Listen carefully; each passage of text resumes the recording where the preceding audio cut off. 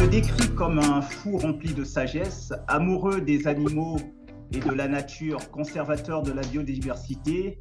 Il transmet aux jeunes le respect et l'amour que les animaux méritent. Son œuvre est si remarquable que nous n'avons pas réussi à résister, en tout cas nous n'avons pas résisté à vous faire découvrir cet homme avec un grand H, cet être avec un grand E, car sa fusion avec la nature fait de lui un vivant parmi les vivants avec grand V. Il s'agit de Monsieur Panda. Monsieur Panda, comment allez-vous? Oui, je vais bien. Et vous? Très bien. On est très heureux de vous recevoir et on va aider. En tout cas, je sais, vous êtes déjà pas mal connu aujourd'hui, mais j'ai tenu à vous interviewer pour apprendre encore à mieux vous connaître. Euh, Vous aimez toutes les formes de vie, vous aimez toutes les formes de vie et vous prenez soin d'elles avec honneur et respect. Comment vous est venue, Monsieur Panda, votre passion pour je dis les animaux en général, parce qu'il y a tous les animaux chez vous. Oui. Et la passion, je pense que cela, je m'est venu depuis ma naissance parce que j'ai grandi avec. D'accord. C'est même pas une passion, je dirais un don. Je dirais un don parce que ça va au-delà même de la passion. Ben oui, parce que vous avez une relation particulière avec les animaux, alors les serpents notamment, et c'est vrai, j'allais vous demander, est-ce un don, effectivement? Est-ce que c'est un don, ce que vous avez? Ah oui, c'est un don parce que depuis mon enfance déjà, quand je faisais le cours primaire, j'avais cette facilité de m'approcher des reptiles, de les toucher sans que et cela n'ait d'impact négatif. Sans vous manquer de respect, Monsieur Panda, hein, pour la comparaison que je vais faire, quelle différence il y a entre vous et les charmeurs de serpents que l'on voit habituellement? Oui, déjà, les charmeurs de serpents, ils sont là pour charmer juste le serpent. Et souvent, ils enlèvent les crocs et, et les crocs de venin de l'animal, tout ça. La différence chez moi est que moi, je ne touche à rien, je n'enlève rien. Et puis, j'arrive quand même à rentrer en communication avec ces reptiles de façon positive. C'est vrai, c'est vrai. J'ai eu à vous suivre un peu dans les réseaux sociaux où on vous voit. Vous avez fait même une démonstration. Vous montrez bien euh, que le serpent avec lequel vous êtes, il a bien ses crocs, donc il est Oui, venimeux et que vous le manipulez comme oui. ça. Donc il y a aucune tricherie entre guillemets en fait. Quelqu'un vient de dire, je viens de voir dans l'un des commentaires quelqu'un qui disait que j'ai arraché les dents à mes cobras. Bon, bon, j'ai l'habitude de répondre à ce genre de questions sur d'autres réseaux. Mais là, on va essayer de réfléchir ensemble intelligemment. Imagine qu'on enlève les dents à un lion. Si sa nature est de mode, lui s'en fout qu'il n'a pas les dents, il va toujours mordre. Imagine que vous enlevez les dents et je dirais même pas les dents. Imagine que vous enlevez les ailes à un pigeon. Lui s'en fout que vous l'avez enlevé les ailes, il va toujours essayer de s'envoler. Oui. Imaginez que j'ai enlevé les dents à ce cobra. Si je lui tends la main, regardez, si je lui tends la main, lui s'en fout que je lui ai arraché les dents, il va mordre. N'est-ce pas? On est tous d'accord. Maintenant, pourquoi il ne morde pas? Attends, nous allons déjà vérifier.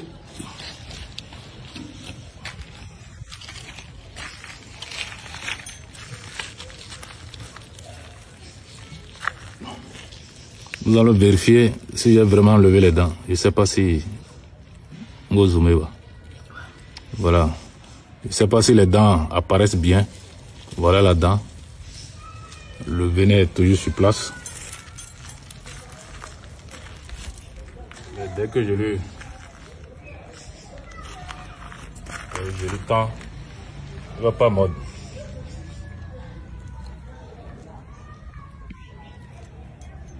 Il ne va pas mordre. Là, il est en train de muer.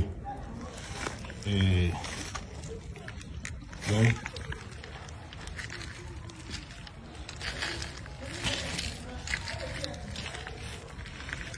mais pourquoi il ne morde pas? C'est la question que normalement on devait se poser. C'est juste parce que les serpents, ils fonctionnent, j'ai toujours l'habitude de le dire, ils fonctionnent avec les vibrations et les énergies qui est dégagée. Dès qu'on arrive à comprendre comment fonctionnent les énergies, ce n'est pas possible de se faire mordre. Tout ce que je dis là, ça n'a aucun rapport avec ce que vous avez l'habitude de voir. Ça n'a pas de rapport. C'est deux choses différentes. C'est vrai, dans d'autres pays, d'autres enlèvent les dents. Mais il faut aussi noter que les serpents, dès que tu les enlèves les dents, 3 jours après, les dents repoussent. Et même, chaque 2 semaines, les cobras ont l'habitude de perdre les dents. Et ces dents repoussent automatiquement. Voilà ce que je peux dire.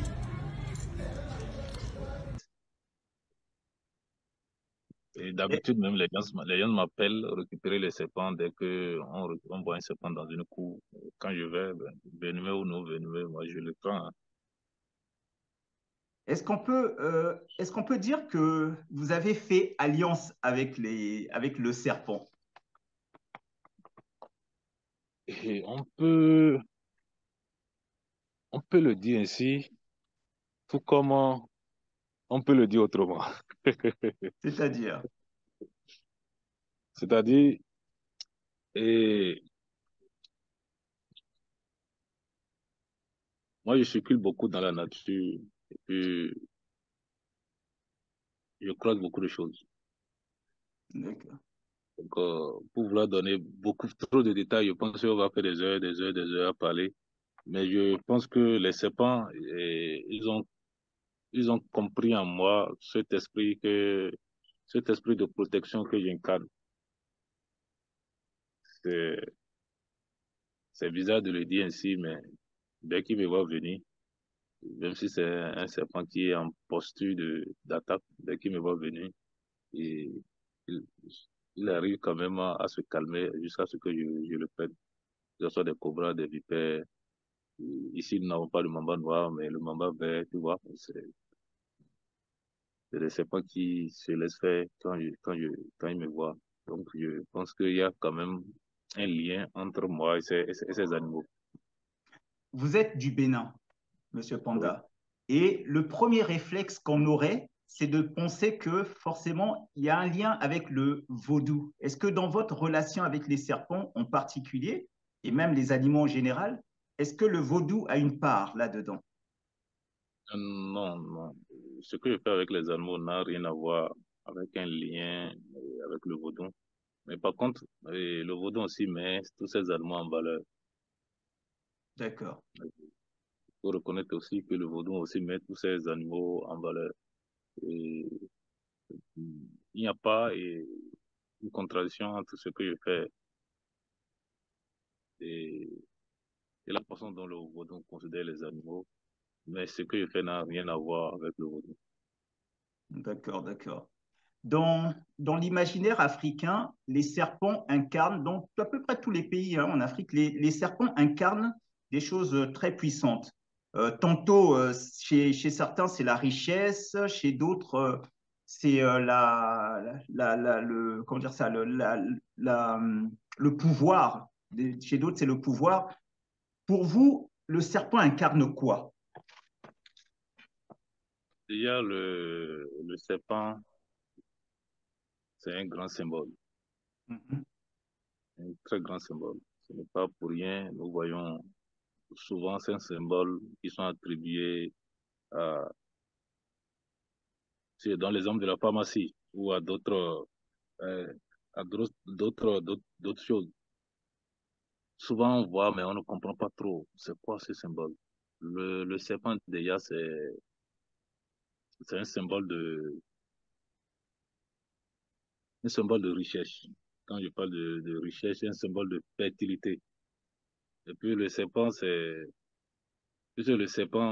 en vieillissant, change de peau. Le serpent, quand il grandit un peu, il change de peau. Dès qu'il grandit un peu, il change de peau. L'homme, en vieillissant, a la peau ridée. Le serpent, en vieillissant, a la peau qui devient de jour en jour plus brillant, plus propre parce qu'il mue. C'est un symbole c'est-à-dire un symbole de quelque chose qui se génère au fur et à mesure que le temps passe. Au lieu de vieillir, un truc qui se maintient. Mais aussi, pour une femme, par exemple, qui est riche, qui rêve beaucoup des serpents, souvent c'est des femmes fertiles. Et Mhm. ici, en Afrique, la fertilité est considérée comme une bénédiction. Et ça ne veut pas dire qu'il faut faire des enfants des autres, mais le serpent, c'est un symbole de fertilité, de richesse, et puis même de protection. Parce que Mhm. par le passé, même les serpents étaient utilisés. Si, si vous, si vous lisez un peu l'histoire de Ouida et autres, le serpent a été utilisé pour lutter contre les envahisseurs à l'époque. Il y a de Oui. cela plus de 100 ans. Et ces serpents même sont vénérés et dans plusieurs endroits du Bénin où on les protège, on ne les tue pas, tout ça. Et puis, on en prend soin. Parce que par le passé, leur histoire a été vraiment émouvante. Quand je vous regarde, vous êtes tout le temps accompagné de votre, alors je vais appeler ça la canne, mais comment vous-même vous appelez ce bâton que vous avez toujours avec vous? Ça Ah oui, représente quoi pour vous? déjà, c'est une canne qu'on m'a offert. C'est quelqu'un qui me suit et qui voit le travail que je fais. Et c'est un sculpteur. Donc, dès qu'il a eu l'occasion de pouvoir fabriquer cela, il l'a fait et puis il est venu lui-même en personne me l'offrir. Et depuis, moi, je l'utilise et je pense qu'il y a un esprit positif qui l'a possédé. Dès que je le Et, présente au et il est du Bénin lui aussi. Ah oui, dès que je le présente au serpent, je t'assure que si tu regardes mes vidéos, tu verras des serpents qui montent, qui viennent jusqu'au sommet. Ils montent du bas, ils viennent jusqu'au sommet. Et puis, ils me laissent les prendre. Je leur présente juste le bâton et puis ils montent sur le bâton. Et En j'ai tout fait plusieurs cas, vidéos.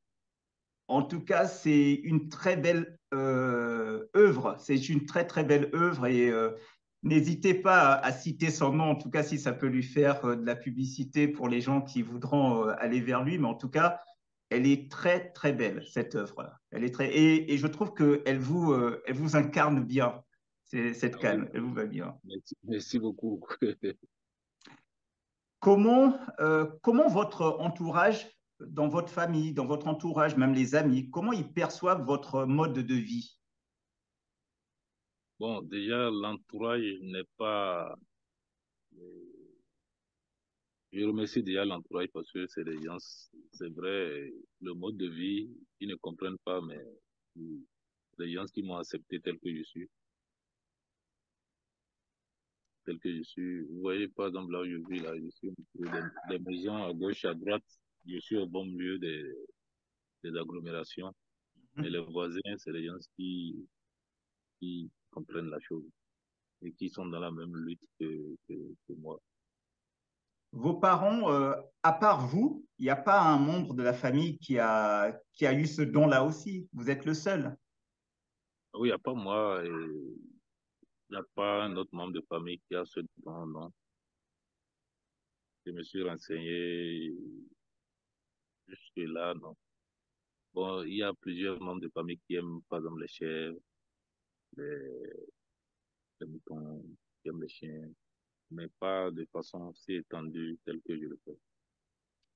Est-ce que, M. Ponda, la peur, est-ce que c'est quelque chose que vous avez déjà eu à ressentir avec, parce que je vous ai vu, hein, même au-delà des serpents, je vous ai vu manipuler des scorpions, être avec, la peur, ça ne vous a jamais saisi.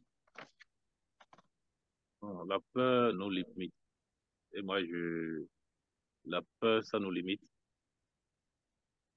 Et quand on a peur, on n'apprend pas. La peur nous empêche d'apprendre. Mhm. Et parfois, il faut affronter la peur et aller au-delà de son aller au-delà de son confort pour apprendre de nouveau. Donc, c'est ce que je fais. Quand je vois un reptile, moi, j'essaie je reste calme, posé, et puis je l'approche.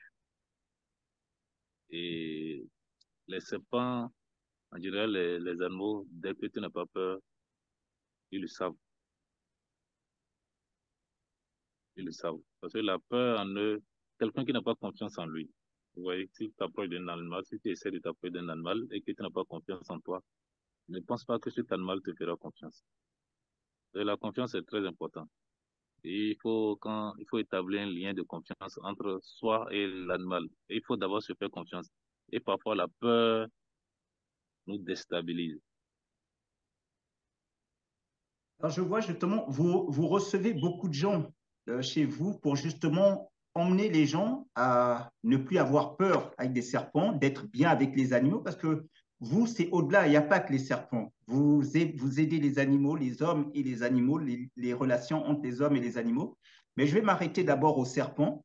Je vois que justement, les gens viennent vers vous et des fois, vous prenez des serpents et vous les mettez au contact des serpents. En général, les gens ont peur. Et vous avez dit justement que il faut pas avoir peur, il faut avoir confiance et tout. Mais comment ça se passe? Est-ce que vous commencez d'abord par donner confiance déjà aux personnes? Parce que j'imagine la personne qui vient, elle a peur forcément. Comment vous Non, faites pour pouvoir lui mettre un serpent? actuellement, il y a des gens qui sont là présents. Et qu'est-ce que je fais? La première des choses, c'est un travail psychologique. J'amène déjà la personne à se faire confiance. Mhm. Je l'amène à se faire confiance. Je l'explique aussi le mode de fonctionnement de ce reptile avec lequel je vais le mettre en contact. Parce que tous les serpents ne sont pas venimeux. Mais le serpent a tellement reçu une mauvaise publicité, c'est bien que quand les gens voient un serpent, ils ne se posent même plus de questions. Chez eux, tout est venimeux. Donc, j'essaie d'expliquer cela et de leur faire comprendre que le serpent que je leur présente n'est pas venimeux. Là, les choses commencent par là et qu'ils sont en sécurité et qu'il n'y a pas de problème. Et là, en plus, je les explique, même quand ils sont en face d'un serpent venimeux, comment se comporter. Tout ça, ça les met en confiance au point où ils arrivent à vraiment mettre ces reptiles au cou et faire des photos avec. Les, vous avez dit tout à l'heure que vous, même depuis que vous étiez enfant, voilà, vous aviez cette relation avec les serpents, vous n'aviez pas peur d'aller vers les serpents, etc. Je vais vous montrer, vous allez regarder sur votre écran, hein, je vais vous montrer un petit documentaire et vous allez voir un enfant justement qui a, je crois, qui est un peu comme vous, mais je vais vous laisser un peu expliquer qu'est-ce que cette image-là, cette vidéo-là, qu'est-ce que ça vous inspire, hein. Je vous demande un instant, vous allez regarder.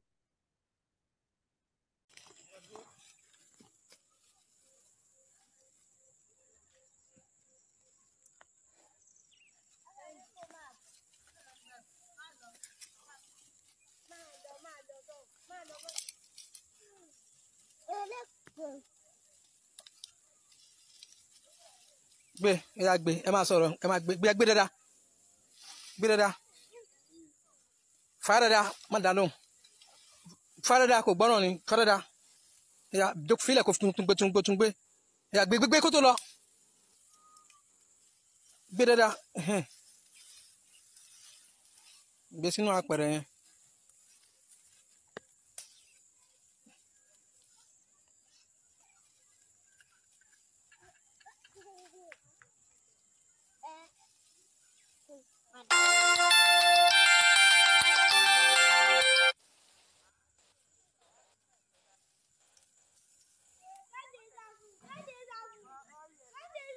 Ya gbé sínú ẹ kó wá gbé kejì gbé sínú àpẹẹrẹ wá gbé lẹ́ẹ̀kejì wá gbélé náà òun nìyẹn tètè gbé ya lọ gbé sínú àpẹẹrẹ yẹn ká máa lọ gbé sínú àpẹẹrẹ dáhùn lọ gbé sínú pẹ̀lú kíní yẹn gbé sínú ẹ yá máa lọ Kọ́yìndé ya gbèrú gbé sínú àpẹẹrẹ ó yá ẹ máa lọ. Ya gbèrú Beru dada. Donc là, comme vous avez vu, hein, Ya malo. E malo si on. E malo si le. Ah oui, oui, comme vous avez vu, c'est un enfant donc qui manipule, il manipule les serpents. Il n'a pas peur, comme on le voit. ah Euh, oui, Qu'est-ce que ça vous inspire, ces images, par rapport à vous qui, enfant aussi, certainement, avez ce genre d'attitude? ah oui, bon, je dirais que cet enfant, c'est un bon départ parce que la nature, les animaux font partie de nous. Ce ne sont pas nos ennemis. Malheureusement, nous vivons dans un monde où on nous tourne contre la nature, contre les animaux. Pourtant, nous devons vivre normalement en symbiose. Et c'est cette symbiose-là qui fera de nous ce que, cette symbiose, notre survie, voilà, notre survie dépend de cette symbiose. Voilà ce que je voulais dire. Parce que nous ne pouvons pas faire un bras de fer avec la nature et nous en sortir. Mhm. C'est un combat où on est déjà perdant d'avance. Et aujourd'hui, nous voyons, nous ne sommes pas l'écoute de la nature. On pense qu'on a trop étudié, qu'on est trop scientifique. Mais si nous ne nous réconcilions pas avec la nature et tout ce qui l'entoure, euh, c'est nous qui allons ramasser les pots cassés. D'accord, très bien. J'avais toujours suivi une de vos vidéos et vous expliquez que cette relation avec les serpents, c'est lié aux énergies, aux énergies. Et je vais vous demander de nous expliquer cela. Qu'est-ce que vous entendez par c'est lié aux énergies? Mais euh, je vais vous demander d'abord de l'expliquer dans votre langue maternelle. Et je vous le dis ça parce que je sais que la langue française, des fois, n'est pas assez riche que pour Ah exprimer ce oui, que vous allez penser. Donc, exactement. donc, je vais vous laisser d'abord expliquer ce que vous entendez par énergie, ce qui est lié avec cette relation-là par les énergies. Et après, vous pourrez quand même l'expliquer en français après, mais d'abord, expliquez-le dans votre langue maternelle. Je dirais Kabu Pewewan et qui est là pendant Kabu Pewewan qui est là pendant. Bon. Et qu'est-ce que je veux dire par là? Quand tu ne cherches pas des histoires, l'histoire ne peut pas t'arriver. En français, tu vois, en français, les mots ne sont pas pareils. C'est comme ça on peut interpréter ça en français, mais en langue, ça veut dire quelque chose d'autre de plus profond. D'accord. Ben, c'est pour ça que j'ai tenu quand même à ce que vous le disiez dans votre langue. C'est très important. C'est très important. Monsieur Quand on, Panda, oui, oui, allez-y, allez-y. Vous voulez dire quelque chose? quand on parle des énergies, les animaux, ils sont, ils sont beaucoup plus développés que nous dans certains domaines.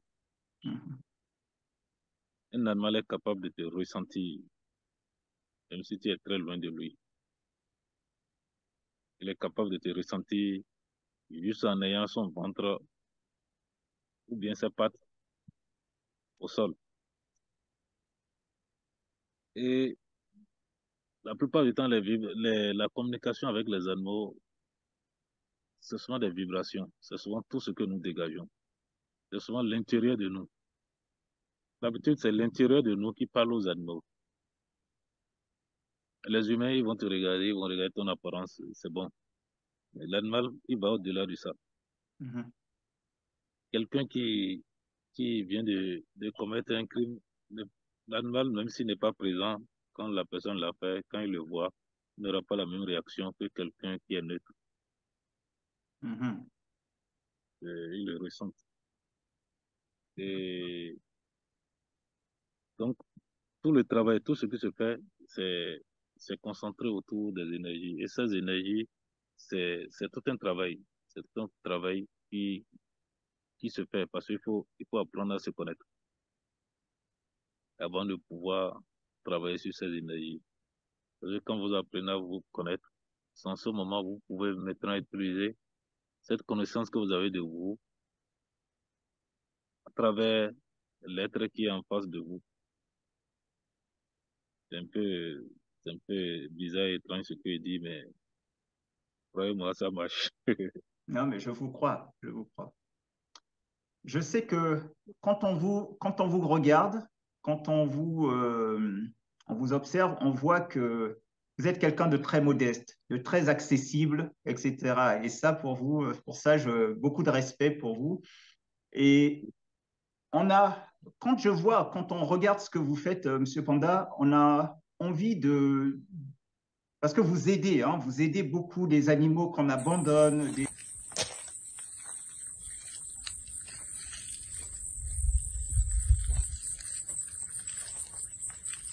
Là, comme vous pouvez le voir, c'est un pangolin et qu'on m'a amené. Là, il est blessé. Il a une jambe cassée là, comme vous pouvez le voir. Bon, je pouvais le garder pour le soigner avant de le relâcher, mais c'est pas un animal qu'on garde en captivité. Donc je l'ai amené ici dans les montagnes pour le relâcher. Là, il pouvait retrouver sa liberté. Bon, il faut aussi dire que c'est l'animal le plus braconné au monde pour son écaille qui est prisé dans la médecine chinoise et même dans la médecine traditionnelle africaine. Donc, mais c'est un animal qui est en voie de disparition que nous devons préserver. C'est totalement inoffensif. C'est bien pour l'équilibre de l'écosystème parce qu'ils mangent que des insectes. Sans eux, les insectes vont nous envahir. Donc là, je le relâche.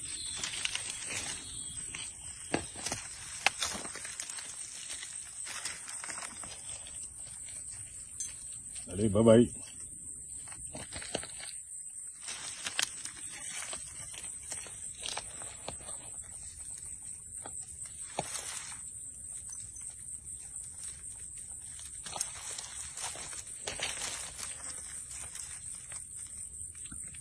Pour la vidéo, j'étais avec Maxime. C'est un grand ami qui vient à Titengu. Alors je le remercie pour la vidéo. Et on est venu voir le vieux père. C'était pas prévu, il est venu, donc je l'ai pris par surprise. Et ça, je pense que vous donnez de votre temps. Ça doit vous coûter aussi quand même parce que vous allez des fois très loin dans certains villages pour aller aider. Et je pense que vous devez avoir des besoins. Mais en même temps aussi, je sais aussi que des fois, quand on est libre, quand on ne dépend pas trop des gens, c'est là où on a la liberté de faire ce que l'on veut. Mais je ne peux pas m'empêcher quand même, M. Panda, quand je regarde ce que vous faites, de vous demander, est-ce que d'une manière ou d'une autre, comment on peut vous aider pour que vous apportiez encore plus d'aide aux gens?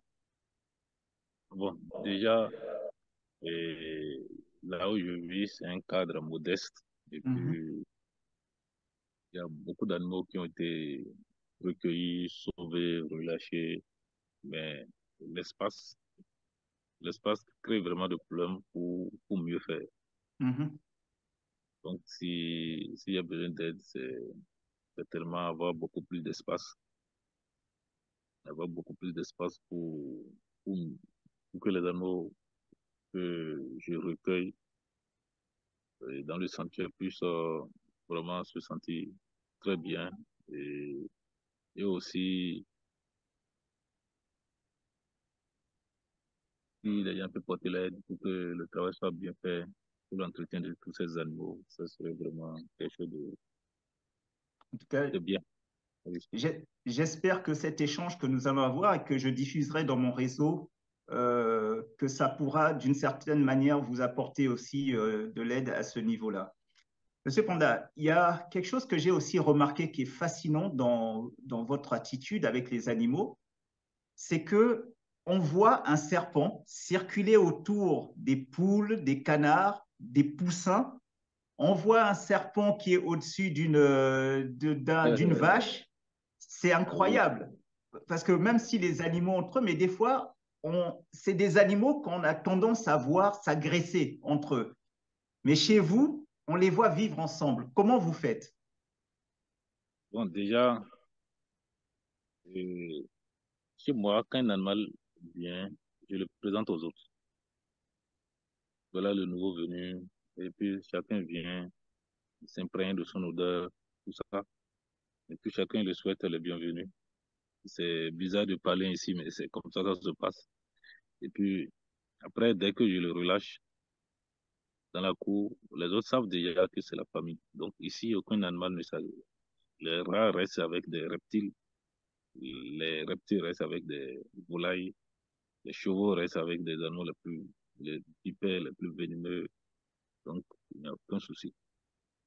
Et ça Et veut dire, puis, et puis depuis des années, il n'y a jamais eu d'accident. mais par contre, si un animal pénétrait cet espace-là sans avoir été présenté, là, il pourrait être agressé quand même. Ça ne veut pas dire que ces serpents-là n'ont pas leur agressivité naturelle. Les serpents ont toujours l'agressivité naturelle. Donc, si un nouveau venu entre sans, sans, sans se présenter et pour protéger l'espace, ils sont obligés d'intervenir. C'est normal. Mais quand je suis présent, j'arrive à les expliquer les choses.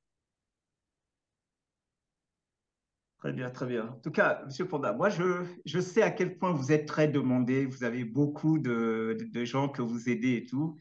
Je ne vais pas non plus abuser de votre temps. Monsieur Panda, est-ce que vous pouvez nous faire visiter un peu votre espace, nous montrer les animaux? Ah oui, je vais, déjà, là où je suis, je vais vous montrer l'animal qui est juste à côté d'abord.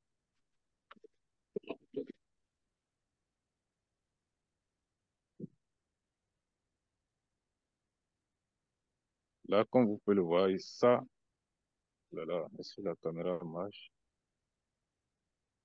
Pour l'instant, c'est vous que je vois. Et le retour, voilà. Oui, ça y est. Là, ça marche. Là, c'est la plus petite antilope d'Afrique. Bon, elle s'apprête à se coucher là. Je D'accord. l'ai eu, je l'ai eu il y a, je l'ai eu il y a plus d'un an. Donc, je l'ai nourri au biberon. Comment on Et, l'appelle? et le céphalophe de grue, c'est la plus petite antilope d'Afrique. D'accord. Et là, j'ai planté toute cette verdure pour elle. Donc, elle se nourrit ici. Donc, nous allons évoluer. D'accord.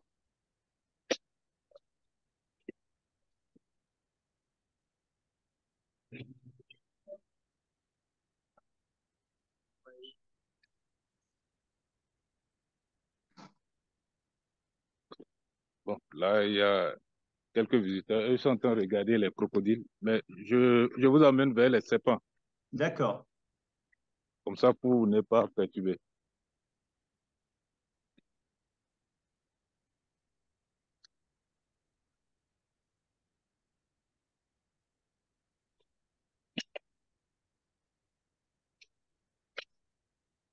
Les gens viennent vous voir un peu de partout, hein? Vous dites? Les gens viennent vous voir de partout. Ah oui, ah oui. Les gens viennent de partout. Ça, c'est des vipères. Là, c'est le cobra. D'accord. Il s'apprête à muer.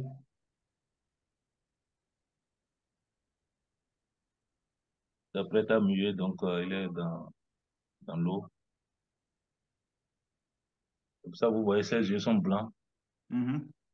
Sa peau est morte parce que il veut muer, donc il va rester dans l'eau pour garder une bonne température.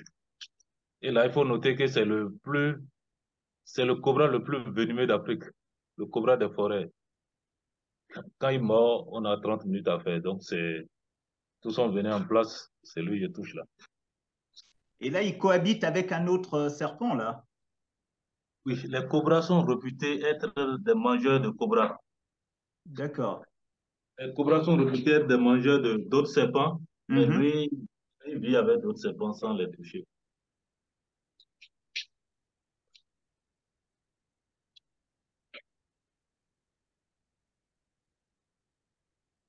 Et là, comme je vois qu'il y a vous avez des visites des fois, et les gens, non, il n'y a jamais eu d'incident, il n'y a jamais eu d'accident des fois que.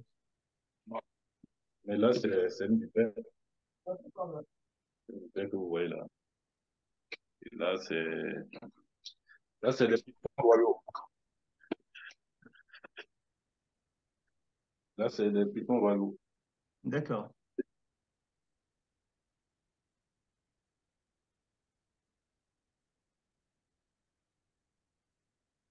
Je vais essayer de vous montrer. D'autres sont en liberté. Là, donc, Ben justement, par rapport à ceux qui sont en liberté, je vois qu'il y a des gens qui visitent. Donc, ça ne pose aucun problème. Il n'y a jamais d'accident, un serpent qui peut mordre quelqu'un. Ah, non, non, non, non, jamais d'accident. Vous voyez, d'accord, comme vous pouvez le voir, tous les animaux ici sont ensemble. absolument. Le, le singe qui prend le singe, le mouton qui prend le chat plutôt. Oui, oui. Ça, je veux pas, je vais pas intervenir. Là, il y a,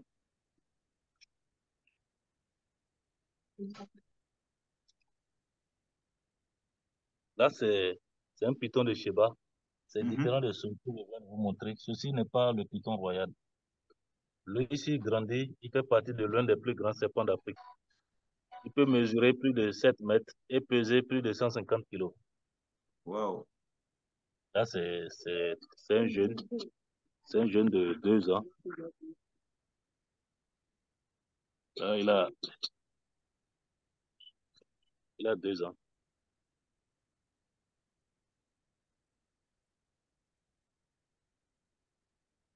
C'est un serpent non venimeux, mais il fait partie des serpents dont la morsure est vraiment très violente. Mhm. Si vous regardez sur le net le python de Sheba, vous allez constater, ils vont vous dire qu'il fait partie des serpents les plus violents d'Afrique. Mais ici, tout le monde peut toucher. Il ne va pas mordre. Là, c'est un serpent qui, à la base, était blessé. Donc, moi, je l'ai traité, tout ça.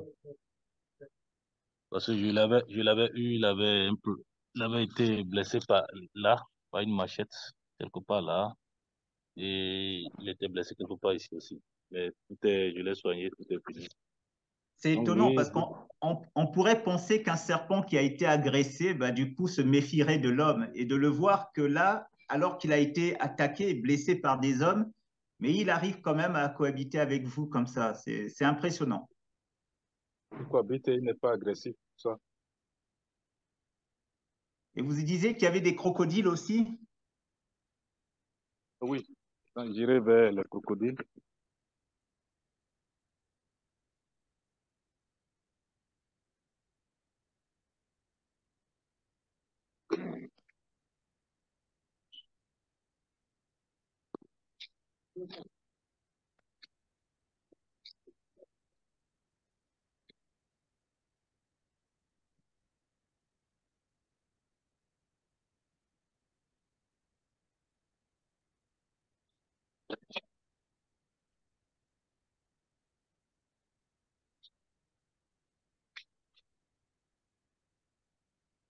là, c'est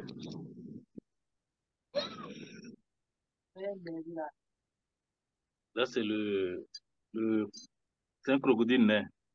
Ça fait D'accord. partie des espèces en voie de disparition. C'est Mhm. des espèces rares. C'est, là, c'est le crocodile nain d'Afrique. D'habitude, les gens ont l'habitude de voir les crocodiles de Nil. Ceci, tel que vous le voyez, le museau n'est pas long et il est beaucoup plus foncé et il ne grandit pas beaucoup. D'accord. Il va grandir légèrement plus que ça. Lui, je l'ai eu dans une rivière où les gens, ils prenaient des poulets. Donc, les gens voulaient le tuer. On m'appelait et puis moi, je suis allé le sauver. Donc, du coup, je l'ai ramené ici pour un temps, le temps de trouver solution pour lui. Et quand vous dites trouver une solution, c'est quoi?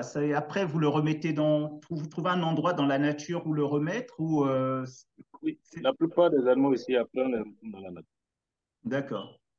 Parce que En réalité, ici, il y avait plus de 16 crocodiles. Ah oui, Il en reste deux parce que les autres ont été relâchés.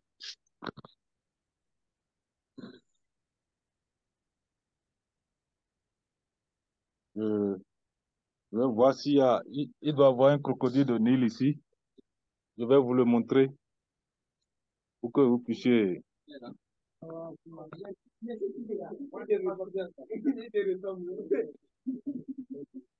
Là, c'est un crocodile de Nil. C'est un jeune crocodile de Nil. C'est un peu d'accord, oui, on voit qu'il est un peu différent, oui, tout à fait. différent.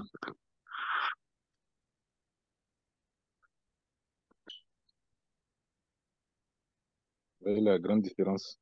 Mhm.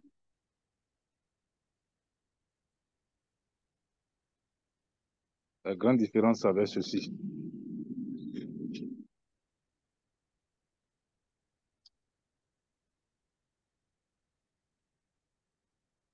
Vous voyez la différence? Oui, oui, tout à fait.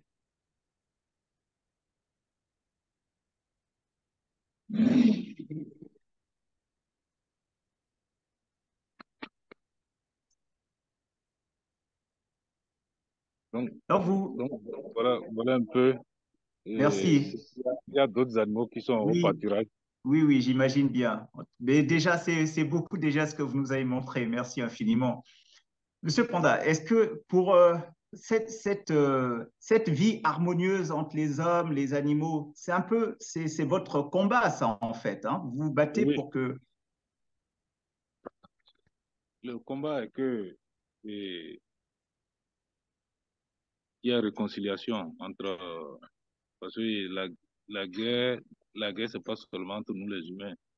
Nous faisons aussi la guerre aux animaux parce qu'il y a plusieurs animaux dont il n'est pas nécessaire d'abattre. Mhm, Il y a des animaux très importants pour l'équilibre de la biodiversité, mais dans notre guerre, on n'est pas une personne. C'est ça qui est dommage. Donc moi, mon combat, c'est de mettre en valeur ces animaux, c'est de les mettre en valeur pour que les gens puissent comprendre l'utilité de leur présence dans notre vie. Monsieur Panda, vous avez comme vous l'avez dit, c'est un don que vous avez. Mais pour aider, pour que les gens justement aient une autre attitude, il y a cette nécessité de transmettre quelque chose. Puisque vous, c'est un don, comment vous allez pouvoir transmettre aux autres qui n'ont pas le don la même capacité d'approcher les animaux?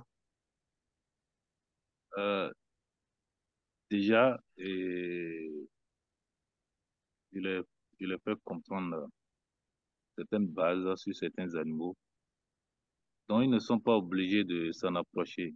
Mais je les apprends le respect de ces animaux-là.